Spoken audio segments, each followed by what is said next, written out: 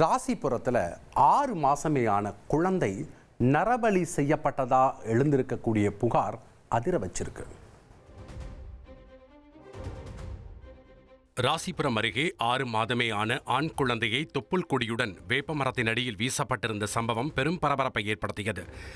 வெள்ளாளப்பட்டி பகுதியில் கட்டிடப் பணிக்காக கொட்டி வைத்திருந்த மணலுக்குள் 6 மாத குறை பிரசவமாக பிறந்த குழந்தையின் உடல் மீட்கப்பட்டது. இந்த விவகாரத்தில் மகாலய அமாவாசை தினத்தை ஒட்டி நரபலி கொடுக்கப்பட்டதா அல்லது கருக்கலைப்பு செய்யப்பட்டு புதைக்க முயற்சிக்கப்பட்டதா என்ற பல கோணங்களில் போலீசார் விசாரித்து வருகின்றனர். மேலும் அந்த பகுதியில் உள்ள சிசிடிவி பதிவில் 2 பேர் நள்ளிரவில் அப்பகுதிக்குள் வந்து சென்ற காட்சிகள் பதிவாகியுள்ளதாக கூறப்படுகிறது.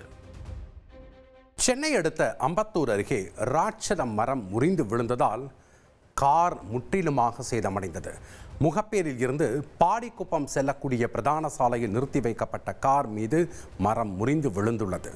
நல்வாய்ப்பாக காரின் உள்ளே யாரும் இல்லாததால் உயிர் சேதம் தவிர்க்கப்பட்ட நிலையில் தீயணைப்பு வீரர்கள் மரம் வெட்டும் வீரர்கள் நீண்ட நேரம் போராடி மரத்தை அகற்றினர். இனி செல்லும் இடமெல்லாம் செய்தி. தந்தி டிவியின் வாட்ஸ்அப் சேனலை ஃபாலோ பண்ணினா செல்லருக்கும் இடமெல்லாம் செய்தி.